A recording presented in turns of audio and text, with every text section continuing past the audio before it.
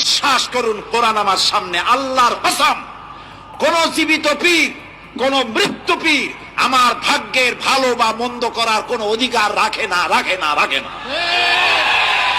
কোন পীর ফু দিয়ে আমার ভাগ্যকে ভালো বানাই দিতে পারবে না, পারবে না, এবং আমার একটা চুলও বাঁকাও করতে পারবে না। যা চাবার আল্লাহর কাছে চাইতে হবে। ওয়াইজা সাআলতা ফাসআলিল্লাহ ওয়াইজা ইসতাআনতা ফাসতাইন বিল্লাহ। যা কিছু চাওয়ার আল্লাহর কাছে চাও, যা কিছু বলার আল্লাহকে বলো। সব কিছু করার মালিক তিনি, সুবহানাল্লাহ বলেন। এই জন্য মাজারের সাথে মুসলমানদের সম্পর্ক হবে না, মুসলমানদের সম্পর্ক হবে মসজিদের সাথে। কিসের সাথে বলেন জোরে?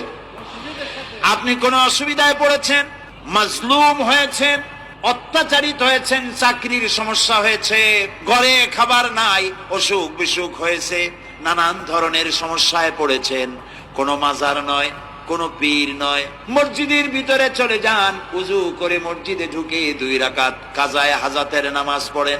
রাসূলুল্লাহর উপরে যখনই বিপদ হতো তিনি নামাজে দাঁড়ায় যেতেন। সুবহানাল্লাহ বলো।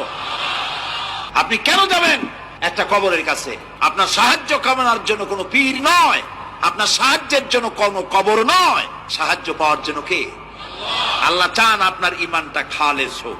আল্লাহ তাআলা এটা বরদাস্ত করতে পারেন না যে মানুষ কারো কাছে গিয়া আরেকজনের কাছে গিয়ে নথি স্বীকার করুক। আল্লাহ সহ্য করেন। ইন্না শিরকা লাযুলমুন আযীম। শিরক হচ্ছে মস্ত বড় জুলম, অত্যাচার। আল্লাহ সব থেকে অপছন্দ করেন কোন গুনাহ বলেন?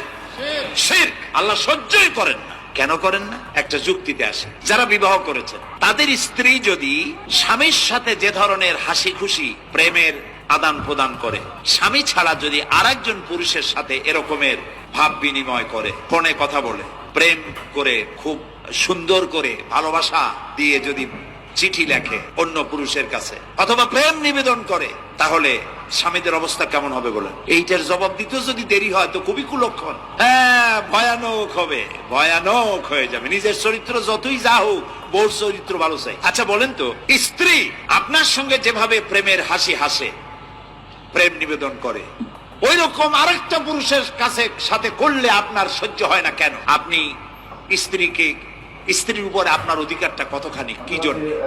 আপনার স্ত্রীর যে হাসি, যে মিষ্টি হাসি, যা আপনার প্রাণ কেড়ে নেয়, ওই হাসিতে আপনার কোন অবদান আছে বলেন? তার যে টানা টানা চোখ, সুন্দর ভ্রু, মাথায় অনেক লম্বা চোখ, শরীরটা সুন্দর, যৌবন, রূপ, এর ভেতরে আপনার কোন অবদান আছে?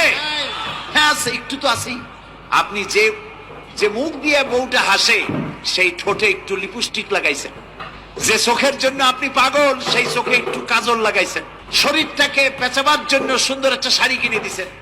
একটা শাড়ি দিয়ে, একটু লিপস্টিক কিনে দিয়ে, চুলের একটা ক্লিপ কিনে দিয়ে, একটা ভালো শাড়ি কিনে দিয়া, স্ত্রীর উপরে যদি এত অধিকার আছে যে কোনদিন মৃত্যু পর্যন্ত কোন প্রেমের হাসি, ভালোবাসার আদান প্রদান আপনি ছাড়া আর কারোর সাথে করতে পারবে না, এইটা যদি আপনার অধিকার এভাবে প্রতিষ্ঠিত হয়, তাহলে এই হাসি যিনি দিলেন, এই দাঁত, এই সুন্দর চোখ, এই রূপ, এই যৌবন যে আল্লাহ তাআলা দিলেন, তার সামনে কোনো পীর অথবা কবরের সামনে যদি হাত পাতে আল্লাহ বরদাস্ত করেন না। রাসূল সাল্লাল্লাহু আলাইহি সাল্লাম যে রোগে মারা গেছেন, শেষ অসুখ, সেই সময়ে তিনি বললেন, পৃথিবীর মানুষ সাবধান থেকো, লানাল্লাহুল ইয়াহুদা ওয়ান নাসারা ইত্তাখাযু কুবুর আনবিহিম মাসাজিদা। নিশ্চয় ইহুদি খ্রিস্টানের প্রতি অভিশাপ, নিশ্চয় ইহুদি খ্রিস্টানের প্রতি অভিশাপ। ওরা নবীদের কবরকে মসজিদ তৈরি করেছে, ওরা নবীদের কবরকে মসজিদ তৈরি করেছে। রাসূল সাল্লাল্লাহু আলাইহি সাল্লাম বললেন, লা তাজালু কাবরি ওয়াসানা। পৃথিবীর মানুষ, আমার কবরটাকে ইবাদতের জায়গা করো না।